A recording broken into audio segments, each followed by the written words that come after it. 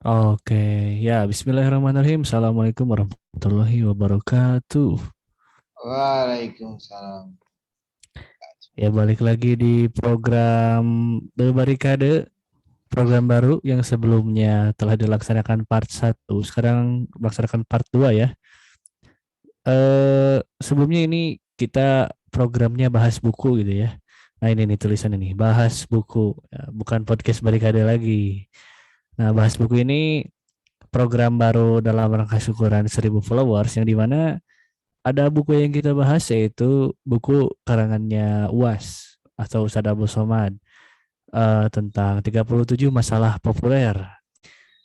Singkat cerita UAS ini kurang lebih ulama Nusantara lah yang mungkin sudah sekolah S1 di Mesir, S2 di Maroko, S3 di Sudan dan sekarang membuat menulis buku juga dan buku tersebut kita bahas bareng-bareng di sini gitu. Nah, terakhir tuh kita baru pertemuan dua ini sebenarnya. Jadi part 2 dari bab pertama yaitu bab ikhtilaf. Ya, ini sekarang halaman berapa nih? Operator Kang Kepo, halaman berapa nih? Sekarang yang ini nih. Nah,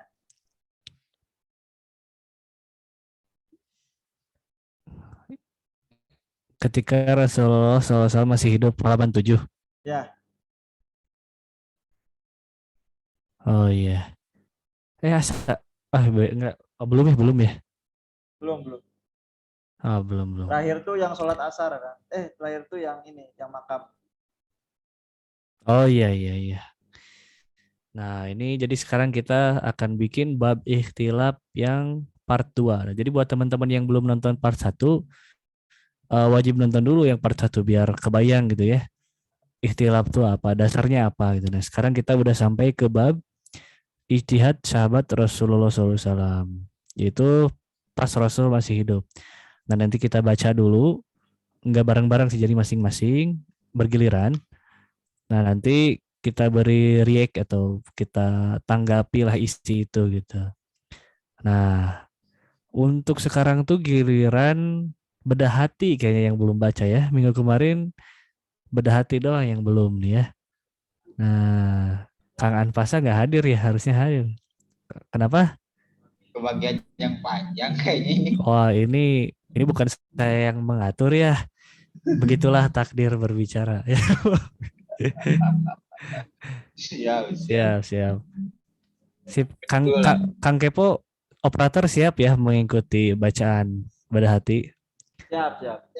Siap, oke. Bedah hati, oh, udah minumnya, bedah hati.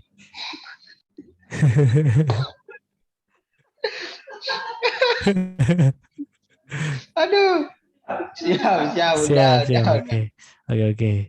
Bangga dibaca dan diresapi. Ini kayaknya sudah di share screen kan. Udah baca sendiri-sendiri aja nih kayaknya. Kalau gitu bukan bahas buku namanya, itu apa ya? Melihat buku namanya. Lihat buku namanya. Baca dalam hati sama-sama aja. Diberi waktu 3 menit. Udah kita bahas. Aduh, Aduh. oke. Kang Siap. bedah hati Sekarang. kalau nanti mau menyerah bisa lambaikan tangan kalau mau menyerah. Ya, Siap. siap. Oke. Kita akan melanjutkan lah ya pembahasan bedah buku yang kemarin. Kemarin Kang Anfasa ya telah membacakan istihad sahabat Rasulullah ketika wafat ya. Iya. Nah, sekarang istihad sahabat ketika Rasulullah SAW masih hidup.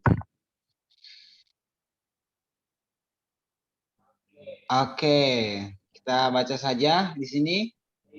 Yaitu ketika mengalami suatu peristiwa Rasulullah SAW tidak berada bersama para sahabat, maka para sahabat itu beristihad seperti yang ada di hadis ini nih.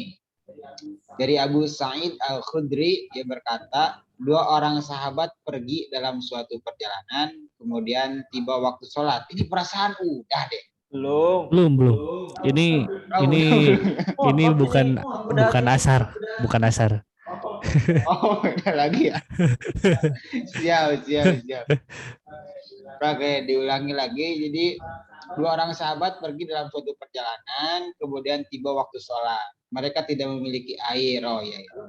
Lalu mereka berdua bertayamum dengan tanah yang suci. Lalu mereka berdua melaksanakan sholat. Kemudian mereka berdua mendapatkan air dan waktu sholat masih ada. Salah seorang dari mereka mengulangi sholatnya dengan berwudu, sedangkan yang lain tidak mengulangi sholatnya. Kemudian mereka berdua datang menghadap Rasulullah Shallallahu Alaihi Wasallam. Mereka menyebutkan peristiwa yang telah mereka alami. Rasulullah Shallallahu Alaihi Wasallam berkata kepada yang tidak mengulangi sholatnya, perbuatanmu sesuai dengan sunnah, sholatmu sah. Rasulullah SAW berkata kepada yang mengulangi sholatnya dengan berwudu, engkau mendapatkan 2 pahala. Hadis riwayat Abu Daud. Wah, keren. Udah berarti. Lah, oke, jadi gimana? Kenapa pendek ini?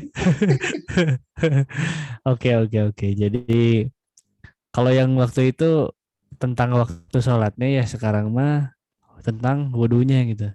Wudu ya. Nah, ini ada yang mau ditanggapi ya Kang Kepo, kira-kira apakah takjub atau apa gitu? Wah, sangat takjub sekali, jelas. Wah, ya benar.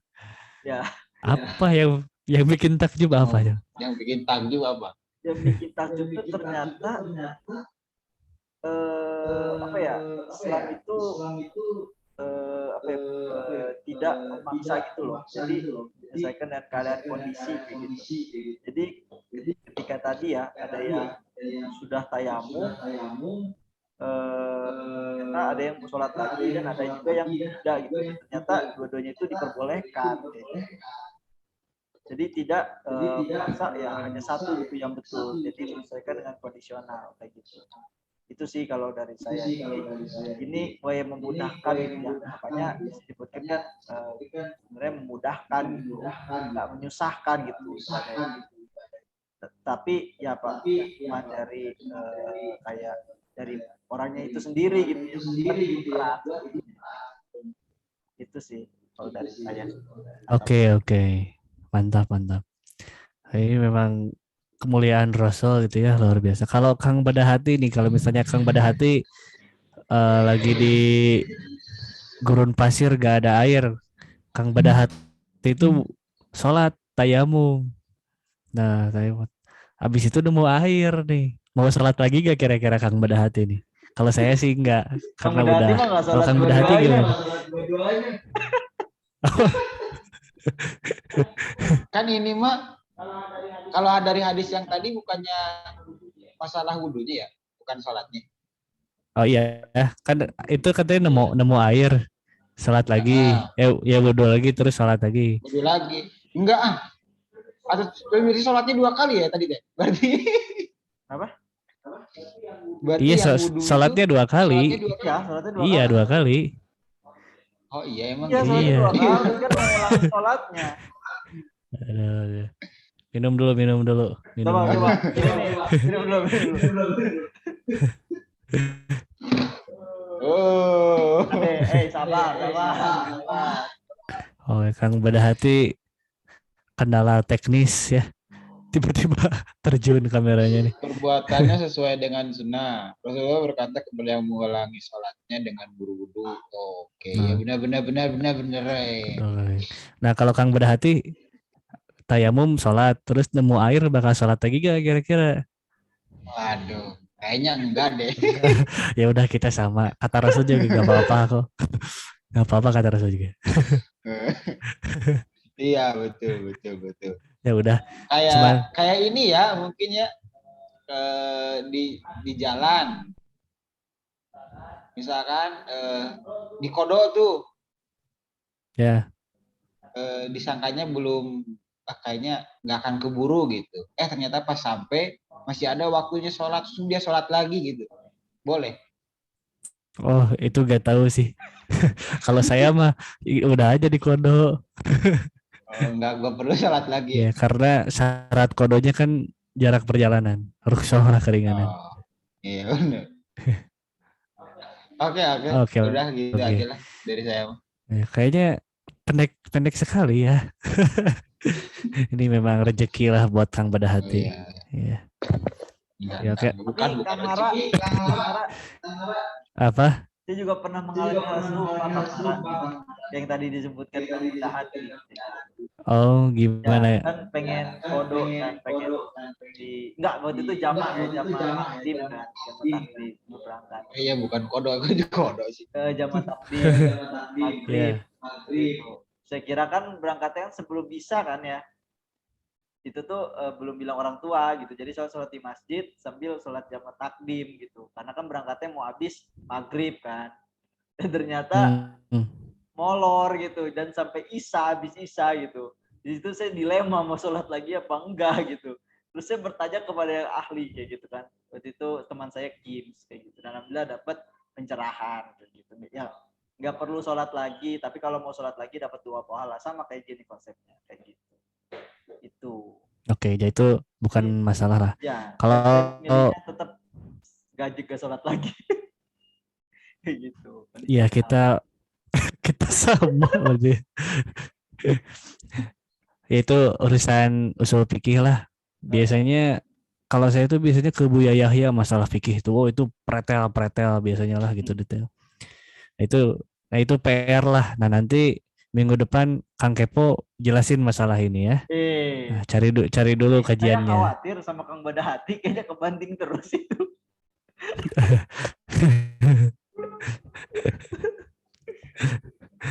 Kayaknya Kang Badahati mau baca lagi ini. Iya kayaknya. Mau baca lagi. Seget gitu mau baca lagi tuh kayaknya.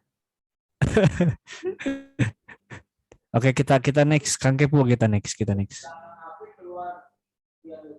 On Mikela Kang. On Mikela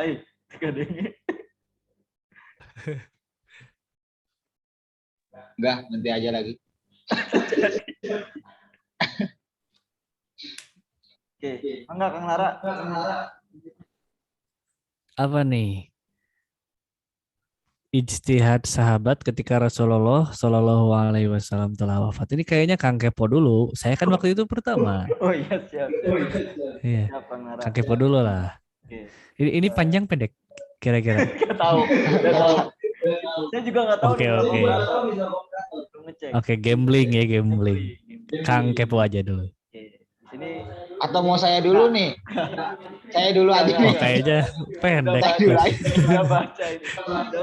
Kan tadi pendek. Oke, Kang Kepo. Panjang ini mah panjang. Gak apa-apa ini dapatnya. Ijtihad sahabat ketika Rasulullah SAW telah wafat. Masyhur dari mazhab Aisyah radhiyallahu anha, menurutnya wanita yang mengalami Kang Badahati mute dulu, Kang Badahati mute. Oke, lanjut. Wanita lagi dulu. Menurutnya wanita yang mengalami istihadah tidak wajib mandi pada setiap sholat. Mereka ikhtilaf tentang hukum wajibnya sa'i antara Safa dan Marwah. Menurut Imam Malik, Imam Syafi'i, para ulama kedua mazhab tersebut, Imam Ahmad, Imam Ishaq, dan Abu Sa'ur, seperti yang telah kami sebutkan, ini adalah mazhab Aisyah, mazhab Urwah, dan lainnya. Sedangkan Anas bin Malik, Abdullah bin Az-Zubair, dan Muhammad bin Sirin berpendapat bahwa sa'i itu sunnah, tidak wajib. Hasil ijtihad mereka disebut mazhab. Udah, beres. Belum itu disebut mazhab. Apa itu mazhab? Nah, lanjutin tuh. Oke. Aduh, ini panjang, bro. Oke. Makna mazhab.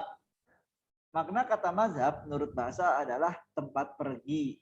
Sedangkan mazhab menurut istilah adalah hukum-hukum syar'i yang bersifat far'i dan ijtihadi yang dihasilkan dari dalil-dalil yang bersifat zanni oleh seorang mujtahid secara khusus.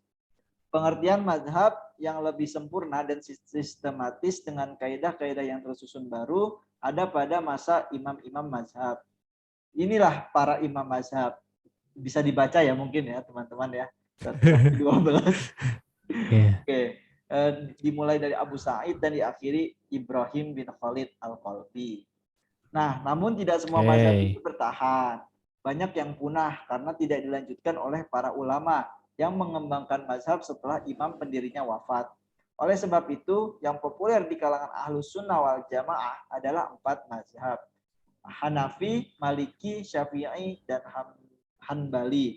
Bahkan Syekh Abu Bakar Al-Jazairi menyusun kitab fikihnya dengan judul Al-Fiqih ala Al-Mazahib Al-Arba'ah. Fikih menurut 4 mazhab. Imam mazhab menyikapi perbedaan. Mereka tetap sholat berjamaah meskipun ada perbedaan di antara mereka pada hal-hal tertentu. Misalnya basmalah pada Al-Fatihah. Ada yang membaca sir, ada yang membaca jahar, ada pula yang tidak membaca basmalah sama sekali. Namun itu tidak menghalangi mereka untuk sholat berjamaah. Imam Hanafi atau para ulama mazhab Hanafi, Imam Syafi'i dan para ulama lain sholat di belakang para imam di Madinah yang berasal dari kalangan mazhab Maliki. Meskipun para imam di Madinah itu tidak membaca basmalah baik sir maupun jahar, karena menurut mazhab Maliki basmalah itu bukan bagian dari surat Al-Fatihah. Di sini ada adab Imam Syafi'i kepada Imam Hanafi. Imam Syafi'i melaksanakan sholat subuh. Lokasinya dekat dari makam Imam Hanafi. Imam Syafi'i tidak membaca doa kunut karena beradab kepada Imam Hanafi. Adab Imam Malik. Imam Malik berkata, Khalifah Harun ar-Rasyid bermusyawarah dengan saya. Beliau ingin menggantungkan kitab Al-Muwatta karya Imam Malik di Ka'bah. Beliau ingin menetapkan agar seluruh masyarakat memakai isi kitab Al-Muwatta. Saya katakan jangan lakukan. Sesungguhnya para sahabat Rasulullah SAW telah berbeda pendapat dalam masalah furu. Mereka juga telah menyebar ke seluruh negeri. Semuanya benar dalam ijtihadnya. Khalifah Harun ar-Rasyid berkata, Allah memberikan taufiknya kepadamu, wahai Abu Abdillah Imam Malik. Imam Malik versus Imam Hanafi. Imam Al-Laits bin Sa'ad berkata, saya bertemu dengan Imam Malik. Saya katakan kepadanya, saya lihat engkau mengusap keringat dari alis matamu. Imam Malik menjawab, saya merasa tidak punya apa-apa ketika bersama Abu Hanifah. Sesungguhnya ia benar-benar ahli fikih, wahai orang Mesir. Imam Al-Laits. Kemudian saya menemui Imam Hanafi. Saya katakan kepadanya, bagus sekali ucapan Imam Malik terhadap dirimu. Imam Hanafi menjawab, demi Allah, saya belum pernah melihat orang yang lebih cepat memberikan jawaban yang benar dan zuhud yang sempurna melebihi Imam Malik. Ini kapan beresnya ya? Komentar Ya, Imam dikit lagi. Terhadap Imam Malik. Apabila ada hadis datang kepadamu dari Imam Malik, maka kuatkanlah kedua tanganmu dengan hadis itu. Jika datang kabar kepadamu, maka Imam Malik adalah bintangnya. Jika disebutkan tentang ulama-ulama, maka Imam Malik adalah bintangnya. Tidak seorang pun yang lebih aman bagiku daripada Imam Malik bin Anas. Imam Malik bin Anas adalah guruku, darinya aku mengambil ilmu. Imam Malik bin Anas itu jika ia ragu terhadap satu hadis, maka ia buang semuanya. Ada komentar Imam Hanbali terhadap Imam Syafi'i. Abdullah putra Imam Hanbali berkata, saya katakan kepada ayah saya, wahai ayahanda, orang seperti apa Syafi'i itu? Saya selalu mendengar engkau berdoa untuknya. Imam Hanbali menjawab, wahai anakku, Imam Syafi'i seperti matahari bagi dunia, seperti kesehatan bagi tubuh. Lihatlah, adakah pengganti bagi kedua ini? Abu Ayyub Humaid bin Ahmad al-Basri berkata, saya bersama Imam Hanbali bermuzakarah tentang suatu masalah. Seorang laki-laki bertanya kepada Imam Hanbali, wahai Abu Abdillah, tidak ada hadis sahih tentang masalah itu. Imam Hanbali menjawab, jika tidak ada hadis sahih, ada pendapat Imam Syafi'i dalam masalah itu. Hujah Imam Syafi'i terkuat dalam masalah itu. Dah, kalian. Oke, siap. Siap, mantap Kang Kepo. Ya, silakan minum dulu Kang Kepo. Minum dulu biar lebih rileks ya. Tertekan sekali. Ya, jadi ini tentang subbab yang menjelaskan ikhtilaf para imam mazhab ya. Khususnya imam mazhab yang 4, Imam Syafi'i, Hambali, Hanafi, dan Maliki. Wah, luar biasa sekali. Kang Bedahati, ada yang mau di react gak? yang mau ditanggapi? Menurut Kang Berhati itu gimana nih yang tadi dibacain? Saya nggak terlalu paham ya yang dibacain. Tolong bacain lagi.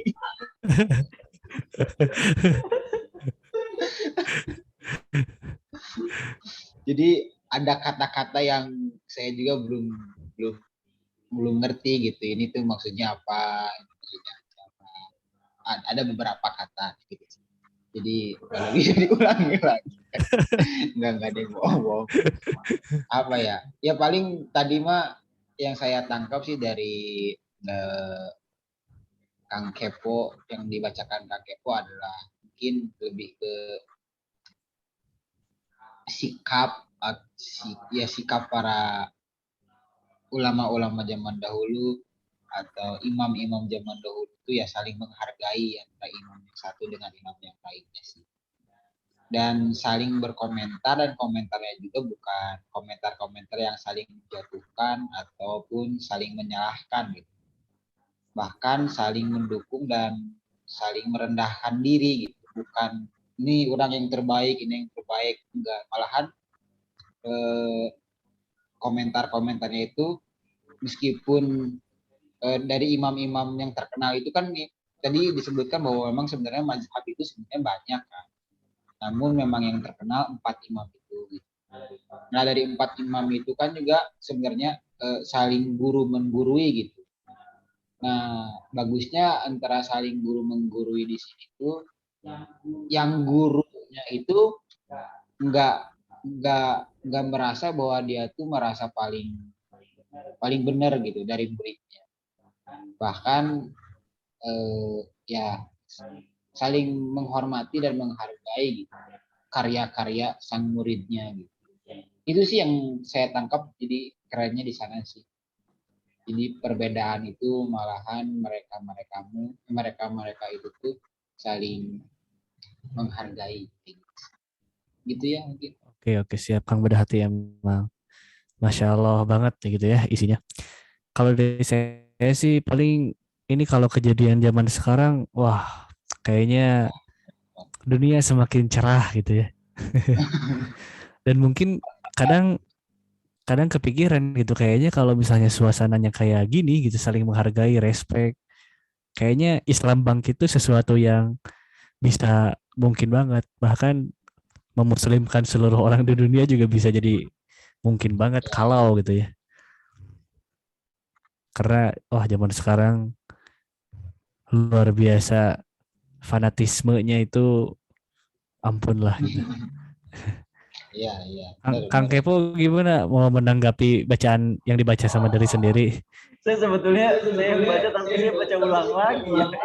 Oh, Tadi terlalu banyak ya. Tapi ya saya oh iya sepakat iya. banget ya tadi sama Kang Bedati lah. Yang saling menghargai itu ya itu saling toleransi lah. Ya sebetulnya pernah juga pasti teman-teman yang nonton juga pasti pernah mengalami lah. Yang misalnya kayak sholat kunut tadi yang disebutkan ya. Yang sholat kunut doa kunut yang disebutkan tadi ya disesuaikan dengan tempatnya lah. Kayak gitu. Itu untuk menghargai kayak gitu. Saya juga pernah waktu itu pernah ngobrol lah kayak gitu ya sama seorang kayak gitu. Kalau misalnya kunut itu ya disesuaikan aja sama tempatnya. Kalau kunut ya ikut aja kunut gitu walaupun gak ikut soalnya ya untuk menghindari perpecahan kayak gitu, menghindari perselisihan ya sebaiknya ikuti aja kayak gitu. Dan ternyata ada juga di sini gitu disebutkan pada saat adab Imam Syafi'i kepada Imam Hanafi kayak gitu ya. Dan di sini ya poin pentingnya tadi yang disebutkan kemudahan hati tadi dan dirasakan juga sebetulnya sama saya kayak gitu. Itu sih salah satunya. Mungkin kalau yang lain ya mungkin bisa ditambahkan di kemudian hari sama Kang Nara atau Kang Hati. Siap. Oh ini satu lagi kayaknya. Jadi kayaknya biar bisa makin menghargai yang lain itu saling rendah hati. Jadi mungkin salah satu yang bisa saya ambil tuh harus memperluas ilmu, memperkaya ilmu gitu. Jadi dengan tahu bahwa ini tuh ilmunya gini, jadi nggak akan menyalahkan. Jadi harus tinggi ilmu tapi rendah hati gitu lah. Karena ini mereka yang saling menghargai satu sama lain tuh para imam, ya yang ilmunya Udah pretel-pretel banget lah itu. Udah sangat banyak.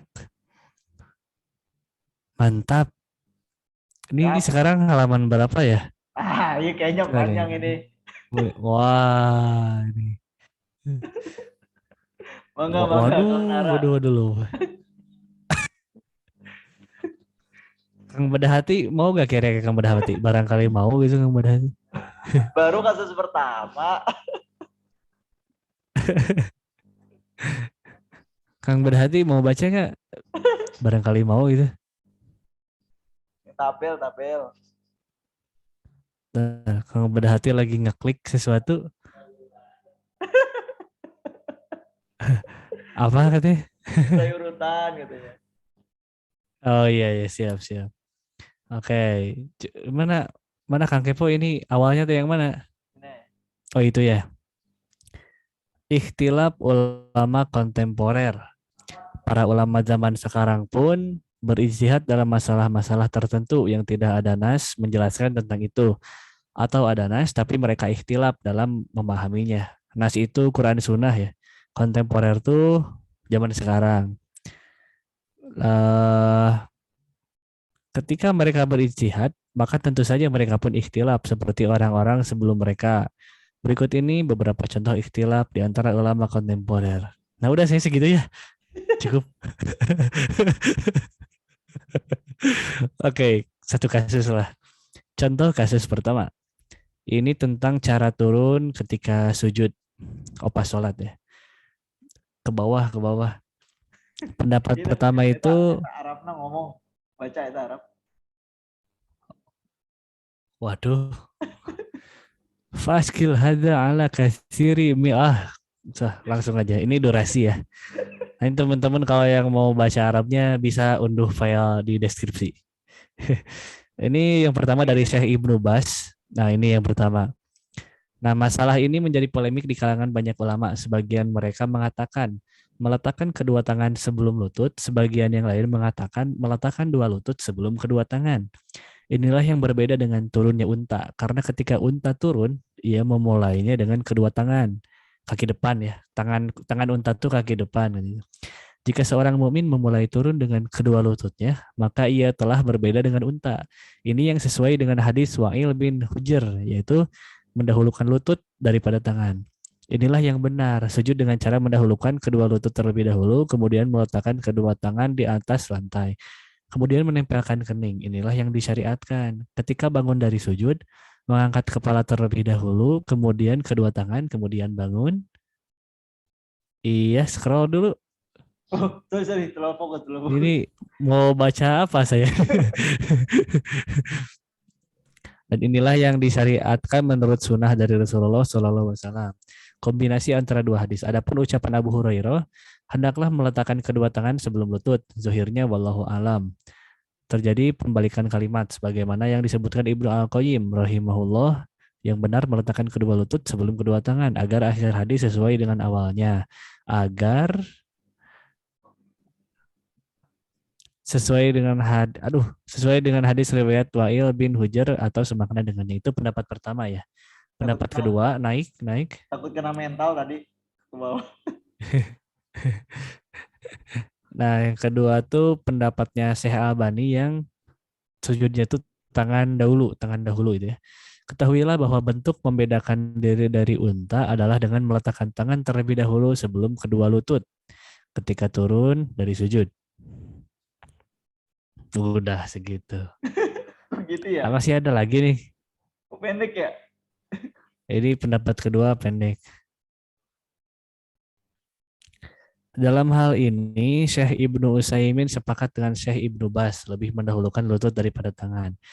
Ketika itu, maka yang benar jika kita ingin sesuai antara akhir dan awal hadis, hendaklah meletakkan kedua lutut sebelum kedua tangan. Karena jika seseorang meletakkan kedua tangan sebelum kedua lutut, sebagaimana yang saya nyatakan, pastilah ia turun seperti turunnya unta. Maka berarti ada kontradiktif antara awal dan akhir hadis. Ada salah seorang ikhwah telah menulis satu risalah berjudul Fat al-Ma'bud fil Wad'i Arruh apa itu? Arruh Batani Qabla al-Yadaini fi as-sujud. Ia bahas dengan pembahasan yang baik dan bermanfaat. Dengan demikian, maka menurut sunnah yang diperintahkan Rasulullah SAW ketika sujud adalah meletakkan kedua lutut sebelum kedua tangan. Nah, selesai. Jadi ini singkatnya ada dua pendapat Jika tentang sujud berbeda, di sholat tuh. jika Apa? berbeda,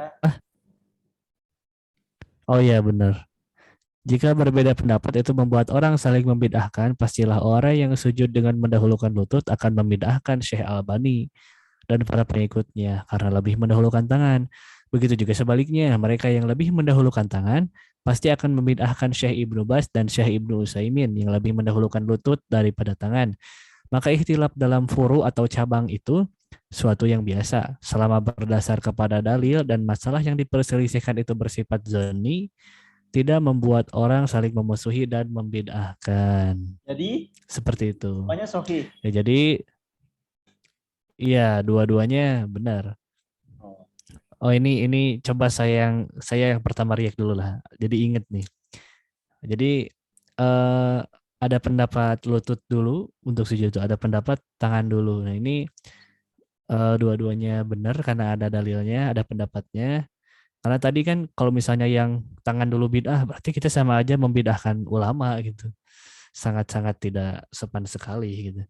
Dan kata Ustadz Hadi Hidayat juga ini tuh salah satu hikmah dari dua hadis ini tuh adalah kemudahan gitu.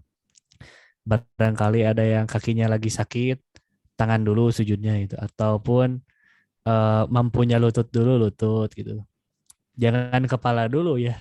Gimana kalau kepala dulu kan? Gak akan benar gitu.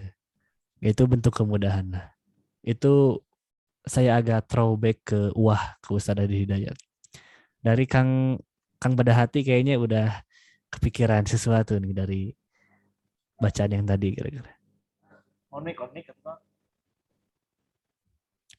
Kang Kepo, oh ya gak apa-apa. Udah. Oh, oke, udah. Jelas ini. Oke, Kayaknya. kalau Kang Badahati kalau sujud mana dulu biasanya Kang Badahati? Ya, Iya. kalau sujud lutut Oh, dulu. lutut ya. Ya kita sama lah ya. Karena mungkin masih muda kayaknya ya. Bisa lutut dulu ini.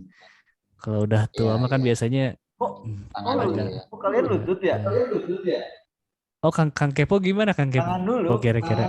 Oh, tangan dulu. Tangan. Oh, iya. Berarti mengikuti Bid'ah pendapat Jangan enggak. bid'ah. Saya membid'ahkan nih. Jangan begini. Oh, itu Kang Kepo alasannya kenapa tangan dulu biasanya? Ada alasannya gak gitu? Dari kecil kecil. sih. Dari kecil dia jadi kayak Oh, oh iya. Jadi kebiasaan sampai sekarang tangan Iya. gitu ya? Iya kebiasaan. Oh, oke.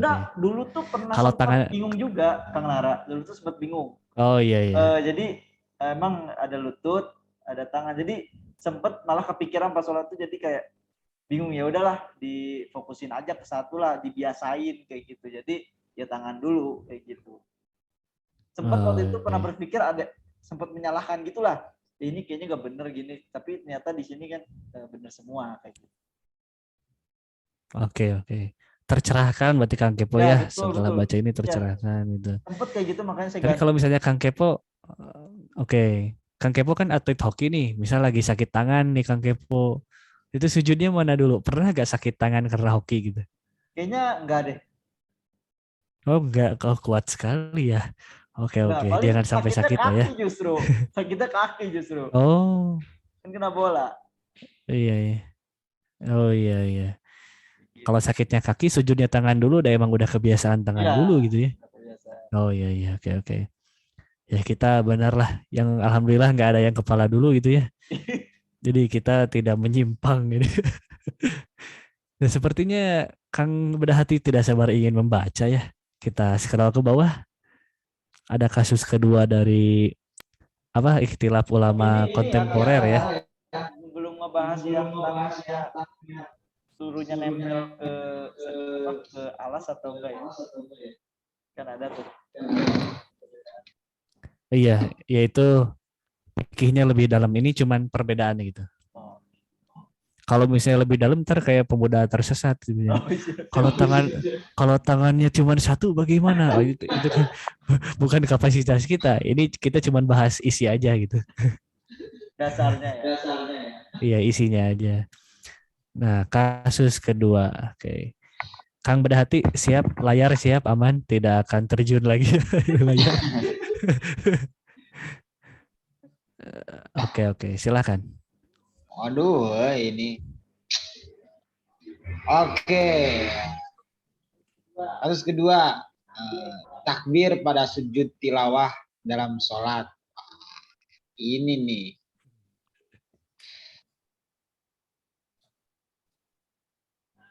Ada pendapat dari Syekh Ibnu Baz bertakbir ke lang cukup weh. Kayak ke atas lagi ya, biar nggak dibaca lagi. Ke atas nah.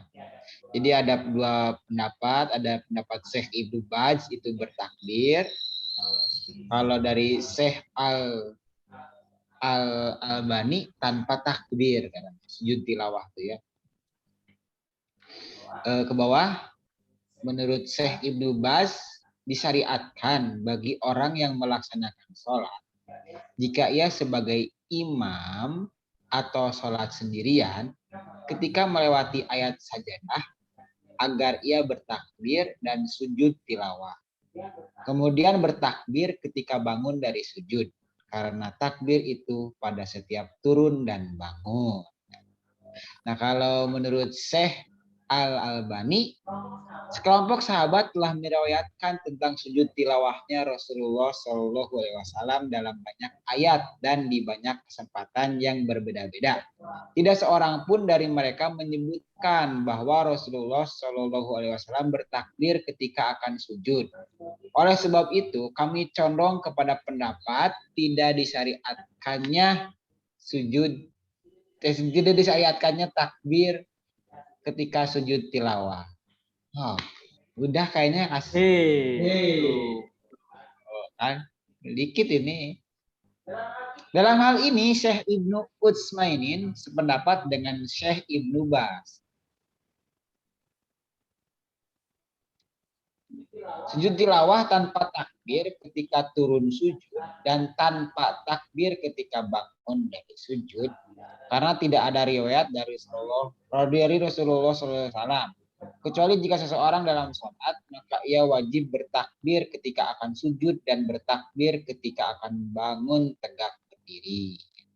Oke, udah kayaknya. Oke, oke, oke. Ini tentang sujud tilawah, takbir atau enggak takbir gitu ya. Nah, ini coba Kang Kepo, kalau sujud tilawah takbir dulu nggak biasanya di Kang Kepo? Allahu Akbar. Gitu. Yang ini tuh selepas bangun sujud kan? Yang berdiri lagi ya? Berdiri lagi ya? Enggak, dua-duanya. Duluannya. Gimana sih? Eh, Yang itu kan, yang sujud habis itu berdiri, takbir kan? enggak, jadi ada dua pendapat lang. Enggak. Ya. Gimana? Maksudnya ada yang takbir sama enggak takbir kan? Itu tuh selepas sujud kan?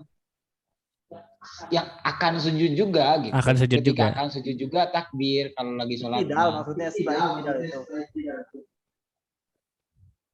Enggak, jadi lagi sholat, baca surat kan. Nah, surat itu ada ayat sajadah gitu. Maka kan disunahkan untuk atau diwajibkan untuk sujud kan. Nah, sujudnya itu tuh Allahu Akbar, sujud dulu. Sujud. Nah, bangun dari sujud juga Allahu Akbar, berdiri lagi gitu. Itu pakai takbir. Nah, menurut Syekh Ibnu Baz. Kalau menurut Syekh Al-Albani itu tanpa takbir ya udah sujud. Itu saya jarang sih ngelakuin itu. Yang sajadah itu kan, kalau ada perintah ya soalnya saya nggak tahu sih apa takbir kayaknya nggak pernah ya sujud kayak gitu. Nggak pernah saya kalau ada sujud kayak gitu dari imam ya. Iya. Nggak pernah ngerasain. Iya. Kalau dari saya ya, karena Ya, ini gitu sih. belum pernah ngerasain aja. Siap. Mungkin keumuman di Indonesia sih ya. Kalau misalnya ayat sajdah itu kan biasanya jarang di surat pendek gitu ya. Paling tuh di juz 30 tuh kalau nggak salah surat apa ya yang kalala tutihu wasjud waqtarib. Nah itu ayat sajdah cuman surat apa sih lupa. Adalah juz 30 cuman masih kategori masih kategori agak panjang jadi sebenarnya jarang termasuk saya sendiri gitu kan biasanya Al-Kafirun, Anas gitu-gitu nggak ada ayat sajadahnya gitu. Jadi kalau dalam sholat jarang ada kasus sujud tilawah lah gitu kalau sebagai imam. Kecuali kalau ngaji makan kalau ngaji man kelihatan ya. Oh ini ayat sajadah gitu bisa sujud tilawah. Kalau sholat berarti eh, harus tahu bahwa itu ayat sajadah untuk bisa melaksanakan sunnah ini gitu. Sujud sunnah sujud tilawah. Kalau Dan Kang emang di Bedah Hati, Indonesia jarang sih. Kang Bedah Nah Hati Kang Bedah Hati gimana nih?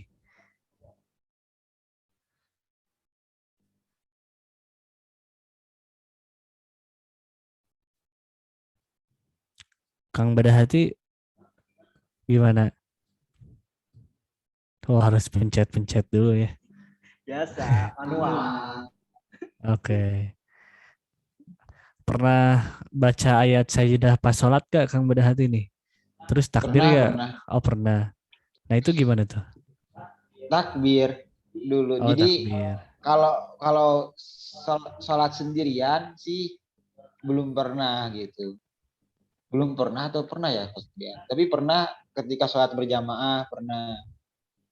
Jadi di masjid, aduh lupa, pokoknya di salah satu masjid sholat isya atau sholat maghrib lah antara salah satu itu. Lalu imamnya membaca ayat sejadah. Nah di sana tuh imamnya tuh bertakbir, mau sujud bertakbir dan bangun dari sujud juga bertakbir kayak gitu sih. Jadi saya ngikuti imam sih. Oke. Itu berarti imamnya kan pasti suratnya biasanya surat yang rada panjang gitu ya, jarang yang Iya, pendek ayat iya. sajadah itu ya. Nah itulah. Nah itu bisa jadi inspirasi buat kita juga sih. Jadi kalau mau nemu ayat sajadah pas sholat, level ayat surat-suratannya harus naik gitu. Jangan kulhu kulhu kuliah gitu. Kuliah. Kulhu kuliah kulau. Siap. Tapi mungkin kalau dalam sholat jadi makmumnya jadi gak kaget. Man. Tapi biasanya kan ini biasanya ayat sajadah tuh gak semua orang tahu kan biasanya gitu. Ya nah imam kenapa imam tiba-tiba sujud gitu kan. Kadang biasanya itu teh saya juga pernah gitu nemu kasus itu. Ada yang ngikutin imam, ada yang tetap gak ngikutin imam gitu. Mungkin itu karena ketidaktahuan mungkin ya. Ya solusinya Oh, harus belajar. biasanya sih kalau kemarin kurang tuh ya imamnya ngasih tahu sebelum sholat bahwa dia akan membaca sujud tilawah. Akan membacakan ayat sejadah. Oh iya. Jadi tahu. Wah itu bagus imamnya berarti itu. Iya, imamnya bagus. Mantap. Iya tiba-tiba nanti bisa aja mampunya gini ucapin apa? Kalau salah satu imam subhanallah ya. Iya itu pernah itu pernah. Tadi imamnya itu disangka nggak ruku dulu kayak tidak dulu tiba-tiba sujud.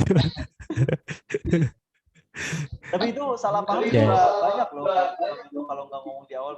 Soalnya pernah itu ayah saya waktu itu ya. Pengennya sholat tarawih ya waktu itu ya 4 rakaat kan. Pengennya kan bukan 2-2, pengennya 4-4 gitu. Jadi nggak pakai kata tahiyat gitu. Dan bisa dikira makmumnya itu salah gitu. Kiranya lupa gitu. Padahal ayah itu pengennya ya 4 sekaligus kayak gitu. Itu sih kesalahpahaman. Jadi komunikasi penting ya. Karena nggak semua paham ilmunya. Jadi komunikasi ini buat kehusuan juga ya gitu. Dan itu bisa gak husu juga kan. Si imam lah gitu kan. Bisa gitulah. Sip. Aman ya sujud tilawah udah kebayang nih perbedaan pendapatnya. Kayaknya next ya ke bawah. Ini kita udah sampai di halaman 14. Ada sisa sampai halaman 21. Sekarang jam ada waktu 20 menit. Lanjut aja dulu ya. Ya. Kayaknya bisa sih tamat sekarang kayaknya. Ini yang mana sekarang nih? Kayaknya enggak deh, ini sampai 8 ya. Oh, masih panjang. Iya, sampai ke 8. Oh ya udah. Paling patok jam 11 berhenti. Nanti lanjut minggu depan part 3 berarti. Boleh. Boleh? Oke. Oke. Selanjutnya Mangga Kang Bedah Hati. Kang Kepo. Oh, lah. udah ya. Ini tadi siapa yang nyaranin berurutan coba nih? Berarti orang ya. Ini ada contoh Oke, lagi. kasus ketiga. Ini sholat sunnah tahiyatul masjid di tempat sholat Id. Di sini ada pendapat dari Syekh Ibnu Baz dan Syekh Ibnu Utsaimin. Syekh Ibnu Baz berpendapat tidak ada sholat sunnah tahiyatul masjid. Sedangkan Syekh Ibnu Utsaimin ada sholat sunnah tahiyatul masjid. Beres.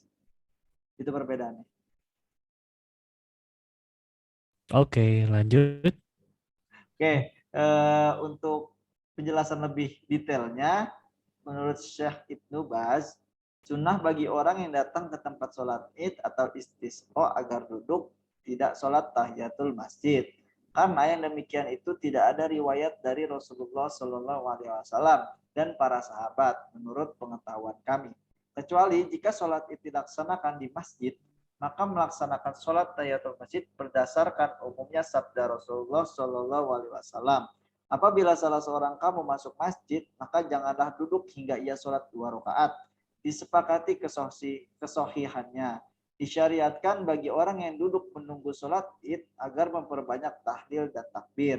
Karena itu adalah syiar pada hari itu. Itu adalah sunnah bagi semua di masjid dan di luar masjid. Hingga berakhir khutbah id. Orang yang sibuk dengan membaca Al-Quran, boleh.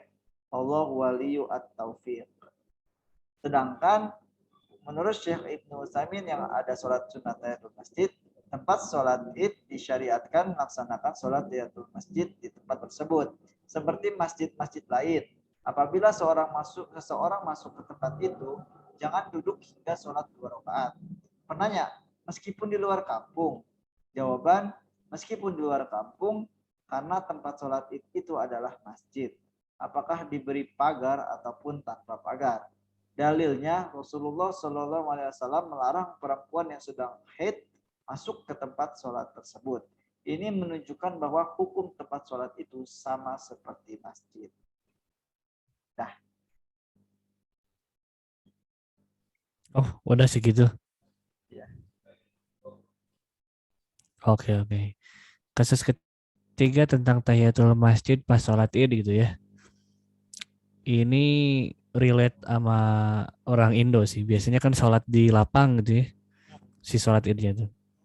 Kalau di wilayah saya biasanya nggak ada tahiyatul masjid. Mungkin karena nggak tahu ilmunya mungkin ya. Oh, ya. Bahwa bisa tahiyatul masjid. Kayak biasanya kan datang mau sholat itu duduk takbiran biasanya kan. Sampai nunggu imam naik mimbar. Nunggu imam mimpin sholat dulu gitu. Walaupun ini sebenarnya bisa kan sholat tahiyatul masjid dulu menurut pendapat yang satunya lagi. Gimana Kang Bedah Hati? Gimana nih? Next. Kang Kepo next juga nih. Udah Next. aman loh ya? Aman. Oke. Oke, kita lanjut ke kasus keempat, hukum foto. Nah, ini nih. Ini giliran saya ya? Bukan ya? Marah dong. Oh iya. Waduh, contoh kasus keempat tentang hukum foto. Ada 2 pendapat lagi masih dengan Syekh Ibnu Baz, yaitu dengan berpendapat foto sama dengan patung atau lukisan. Pendapat kedua dari Syekh Ibnu Utsaimin, foto tidak sama dengan patung atau lukisan. Kita ke pendapat pertama dari Syekh Ibnu Baz. Rasulullah SAW melaknat al-musyawir atau orang yang menggambar. Beliau memberitahukan bahwa mereka adalah Ayo scroll. Mereka adalah orang-orang yang paling keras azabnya pada hari kiamat.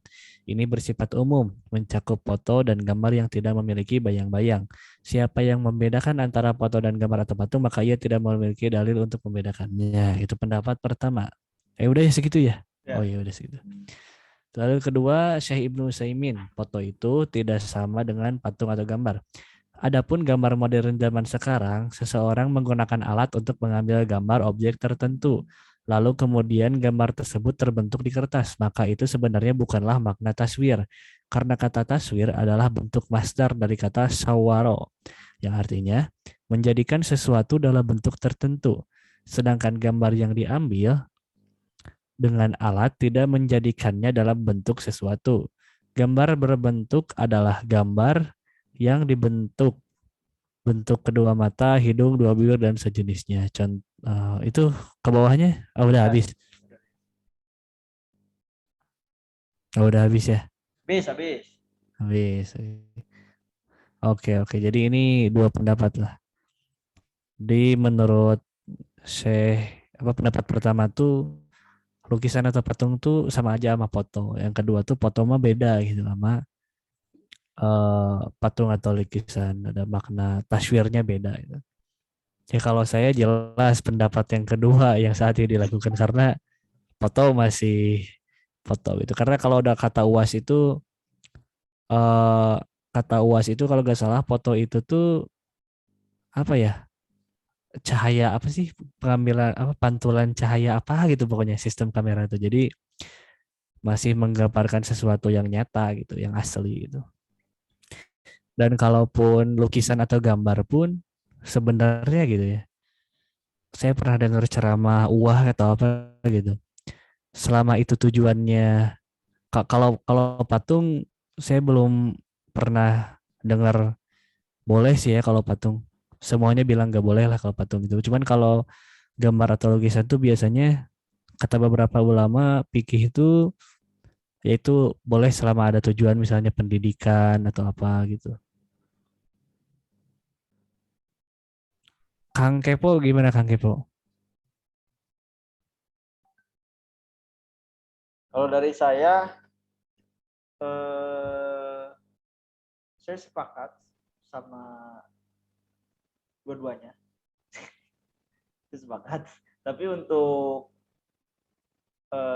kayak mengambil pendapatnya ya, saya mengambil pendapat yang mungkin ke Syekh Ibnu Utsaimin ya. Foto tidak sama dengan patung atau lukisan. Iya. Karena kita foto Jonas ya, jadi pendapat kedua ini yang lebih. Di dompet saya ada foto. Karena dompet saya ada foto. Oh iya, ya saya juga ini foto Jonas di print gitu. Nah ini Kang Bedahati kayaknya ada sesuatu nih Kang Bedahati nih. Enggak. Oh, enggak. Sama KTP saya juga foto. Gitu. Jadi oh iya. Kalau misalkan saya itu pendapat Ibnu Bas berarti saya melanggar pemerintah. Iya, benar juga. Kemana-mana sekarang pas foto. Betul.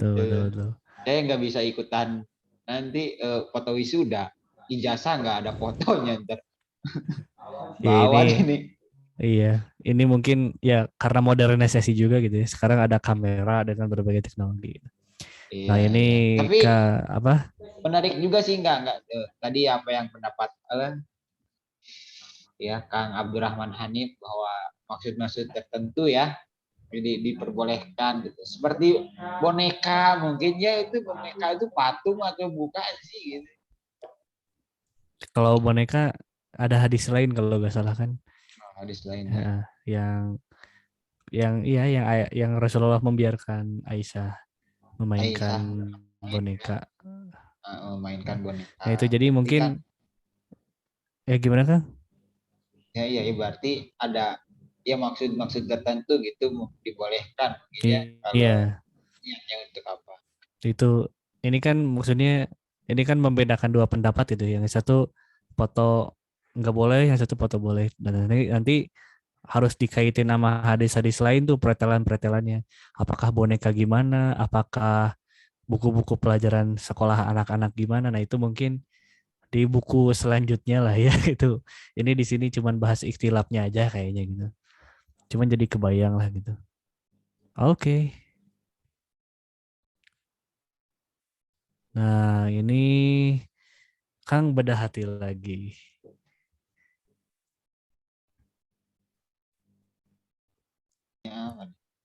Oke, kasus kelima nih.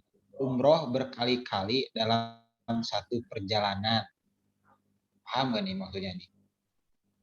Umroh berkali-kali dalam satu perjalanan. Nah, ngerti gak sih?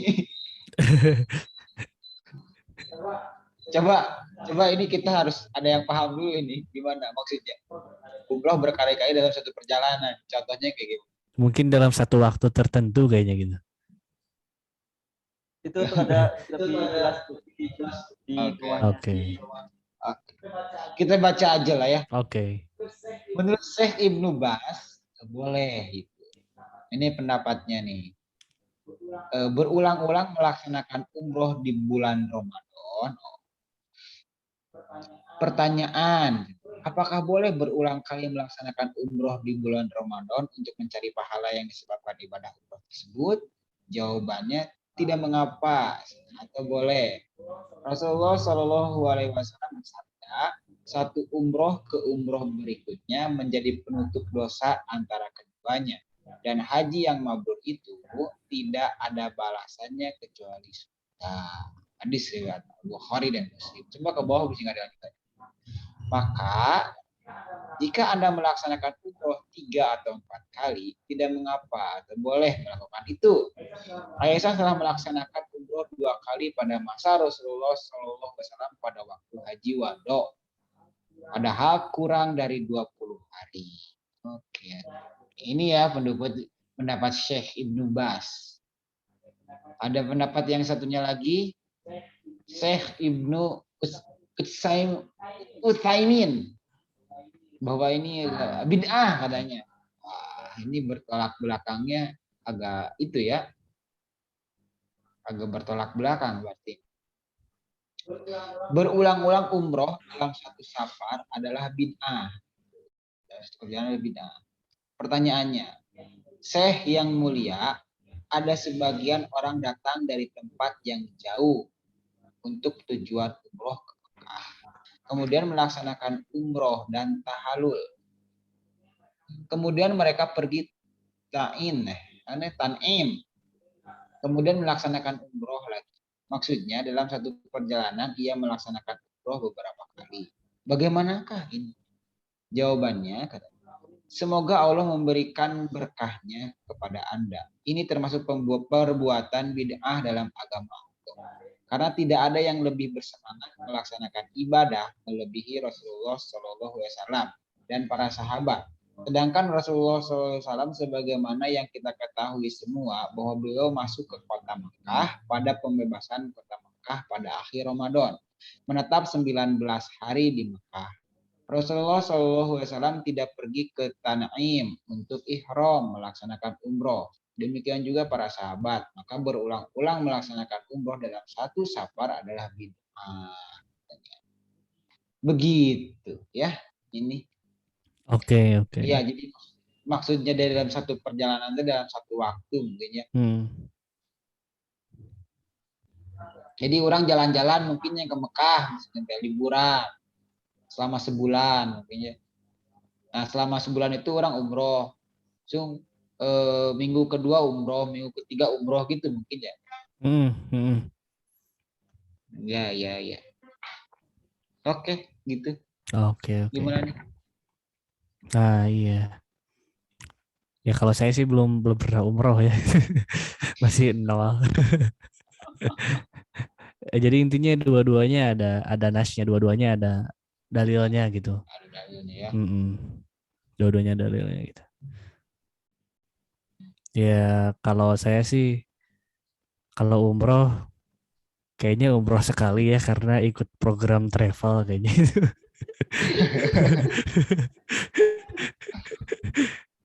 Ya semoga kita bisa umroh lah itu intinya. Kalau berkali-kali jadi ilegal ya.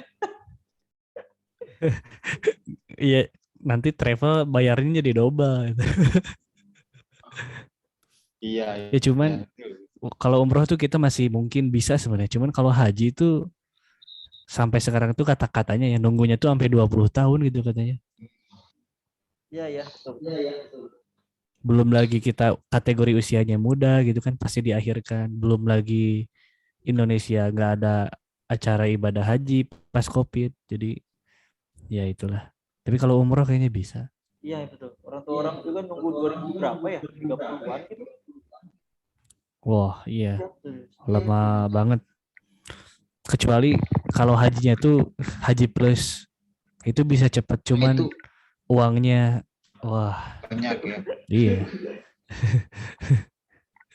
ya itulah. Bisa lah. Bisa bisa lah. Bismillah. Kayaknya Oke. lanjut ya. Dikit lagi soalnya. Sampai ke 8. Oh, Jadi nanggung kalau misalkan berhenti di amatin. sini nanti kedepannya nanggung gitu. Udah Iya sih benar. dipercepat aja Kang Nara. Sikat aja ya. Oke, Kang Kepo. Ya sekarang giliran Kang Kepo dipercepat Kang Kepo. Oh, siap siap Kang Nara. Wow.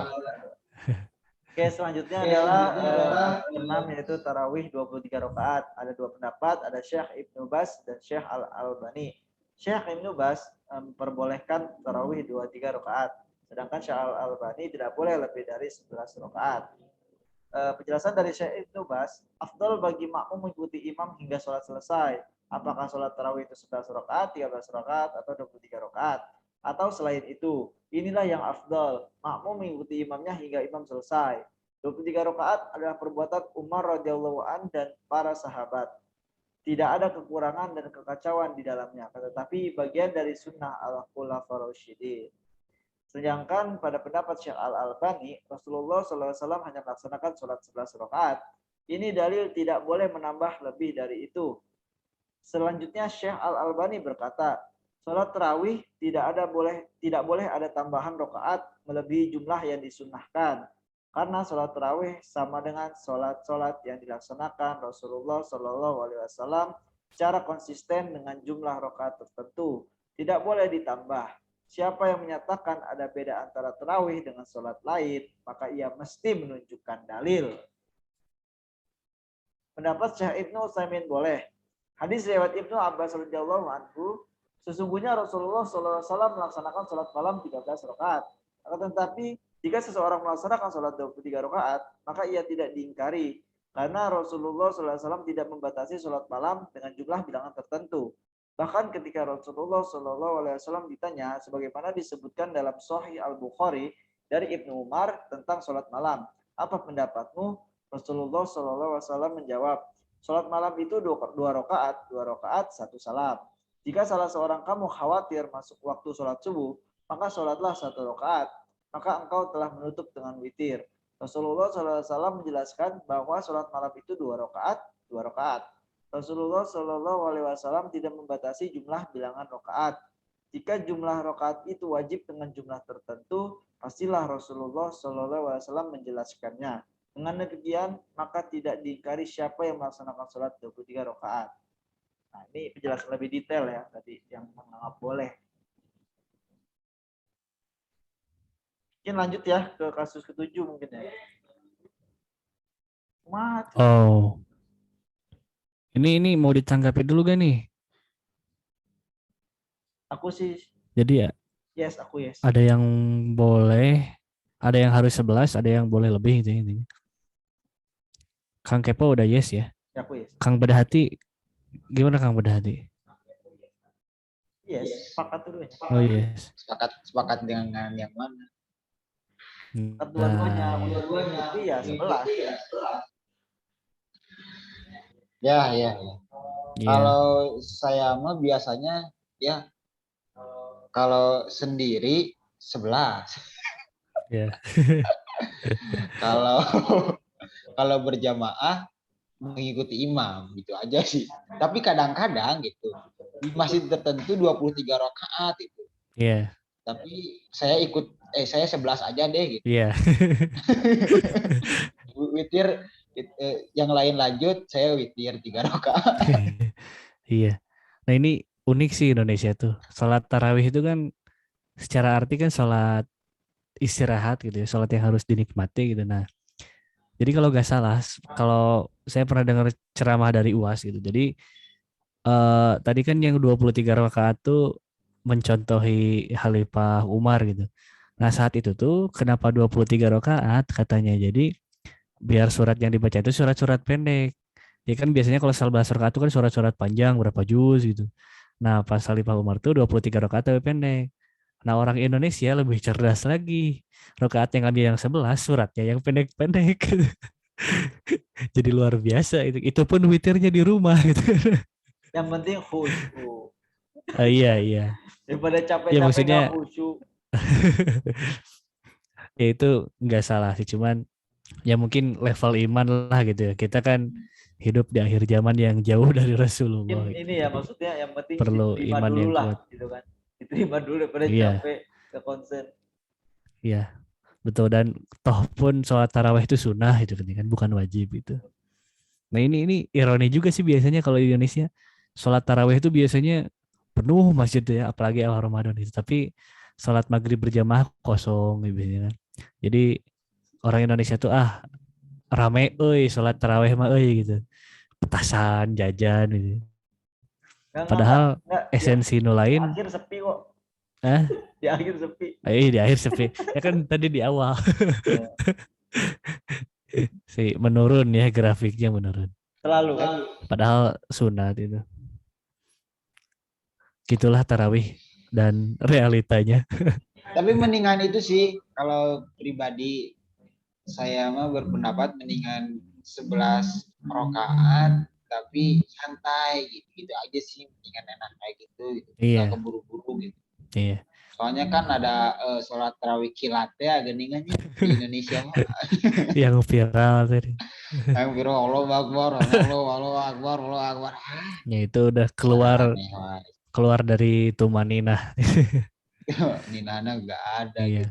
Padahal kan Ya salah gitu satu ya. rukun Tumaninah tuh ya. Hmm. Siap-siap. Oke, aman ya. Kasus ke-6 tadi tuh ya. Kasus ke berapa tadi tuh? Tenang. 6. Kita sikat aja, tamatin lah ya. Kasus ke-7. Coba. Nah, ini Kang Kepo berarti. Kan udah. Udah ya. Udah. Saya berarti ya. Oke. Contoh kasus ke-7 itu tentang membaca doa hatam Al-Quran dalam sholat tarawih. Oh, ini yang Allahumma arhamna bil Quran meren ya. Yang gitu. Pertama, Syekh Ibnu Baz boleh. Yang kedua, Syekh Albani bid'ah. Kita bahas dulu yang boleh. Hukum doa hatam Al-Quran dalam sholat. Nah, pertanyaannya, sebagian orang mengingkari para imam masjid yang membaca doa hatam Quran di akhir bulan Ramadan. Mereka mengatakan bahwa tidak sahih ada kalangan salaf melakukannya. Apakah itu benar? Jawabannya tidak mengapa melakukan itu atau boleh. Karena perbuatan itu benar dari sebagian kalangan salaf melakukan itu. Karena doa itu adalah doa yang ada sebabnya di dalam sholat. Maka tercakup dalil-dalil yang bersifat umum tentang doa dalam sholat seperti doa kunut dalam sholat witir dan bencana-bencana. Wallahu waliyu at-taufiq. Lalu waktu doa hatam Al-Quran dalam sholat tarawih. Pertanyaannya tuh, bilakah doa hatam Al-Quran dibaca, apakah sebelum ruku atau setelah ruku? Jawabannya itu afdol dibaca setelah membaca surat Al-Falaq dan An-Nas. Jika telah selesai membaca Al-Quran secara sempurna, kemudian berdoa, apakah pada rakaat pertama atau pada rakaat kedua atau di akhir sholat? Maksudnya setelah sempurna membaca Al-Quran, boleh membaca doa hatam Al-Quran di semua waktu dalam sholat. Apakah di awal, di tengah, atau di akhir rakaat? Semua itu boleh. Yang penting membaca doa hatam Al-Quran ketika membaca akhir Al-Quran. Itu pendapat pertama yang membolehkan. Pendapat kedua, naik lagi. Menurut Syekh Al-Albani, yaitu bid'ah. Ketika Syekh Al-Albani ditanya tentang doa khatam Al-Quran dalam sholat tarawih, beliau menjawab, tidak ada dasarnya. Jika seorang muslim khatam Al-Quran, maka ia berhak atau dianjurkan berdoa. Adapun khatam Al-Quran seperti ini dalam sholat, saat sholat qiyamul lail dengan doa yang panjang ini tidak ada dasarnya sama sekali. Syekh Al-Albani berkata di tempat lain, sesungguhnya konsisten dengan doa tertentu setelah khatam Al-Quran adalah bagian dari perbuatan bid'ah yang tidak dibolehkan berdasarkan dalil umum seperti sabda Rasulullah SAW. Setiap bid'ah itu adalah dolalah sesat dan setiap sesat itu dalam neraka. Udah, nggak ada lagi. Nah ini pendapat Syekh Ibnu Utsaimin. Kalau nggak salah Syekh Ibnu Utsaimin itu mufti Mesir kalau nggak salah, mufti Al-Azhar kalau nggak salah. Itu tidak ada dasarnya katanya, tapi hormati perbedaan. Adapun doa khatam Al-Quran dalam sholat, saya tidak mengetahui ada dasarnya dari sunnah Rasulullah SAW. Tidak pula dari sunnah para sahabat. Dalil paling kuat dalam masalah ini bahwa ketika Anas bin Malik ingin khatam Al-Quran, ia mengumpulkan keluarganya, kemudian ia berdoa. Tapi ini di luar sholat. Adapun membaca doa khatam Al-Quran di dalam sholat, maka tidak ada dasarnya. Meskipun demikian, ini termasuk perkara ikhtilaf di antara para ulama.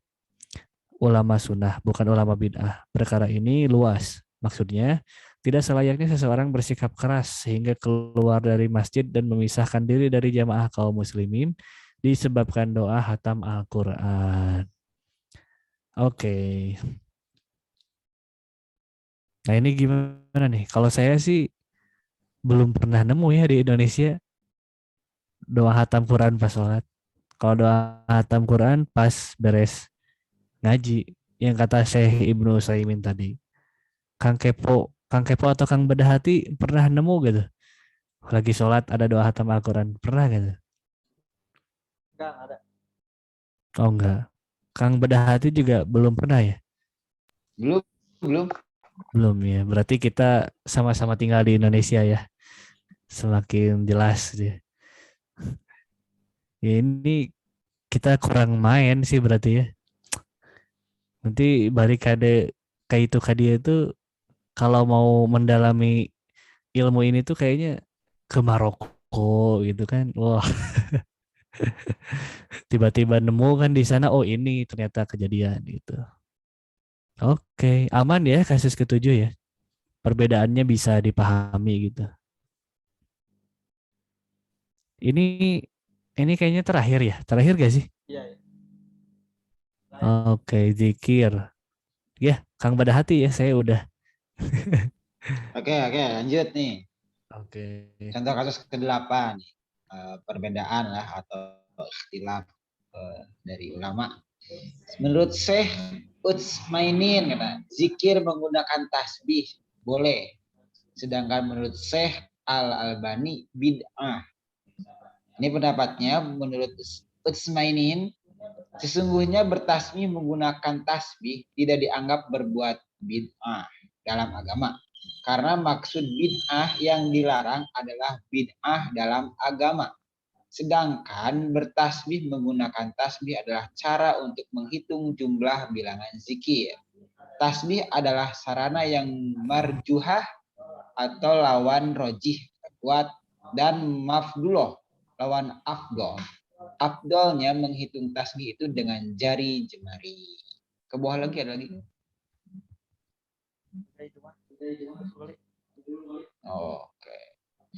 Oke, ini menurut pendapat yang lainnya, Syekh Al-Albani bid'ah katanya. Ini dalilnya. Sesungguhnya tasbih itu bid'ah. Tidak ada pada zaman Rasulullah Shallallahu Alaihi Wasallam. Dibuat-buat setelah masa Rasulullah Shallallahu Alaihi Wasallam. Udah deh. Beberapa pelajaran dari uraian di atas. Ya udah deh. Ini bahas itu dulu mungkinnya. Ini mah oh iya, bahas tasbih dulu coba. Ini kesimpulan dulu. Kayaknya. Kesimpulan. Ya ini tasbih nih. Nah, lumayan nih di Indonesia. Iya. Gimana tasbih? Iya, kalau saya pakai tasbih. Enggak sih, kalau kata orang-orang sini tuh, jadi tasbih itu untuk mempermudah hitungan. Walaupun tadi benar kata Syekh Utsaimin, lebih afdol lagi pakai jari gitu. Afdol tuh lebih baik lah gitu pakai jari. Jadi kalau pakai orang sini tuh kalau nggak pakai tasbih, suka lupa hitungan dan suka fokusnya tuh jadi kehitungan katanya. Jadi yang ketika baca misalnya subhanallah yang harus tanamkan dalam hati kan maha suci Allah gitu. Tapi karena fokus ngitung jadi subhanallah satu subhanallah dua gitu.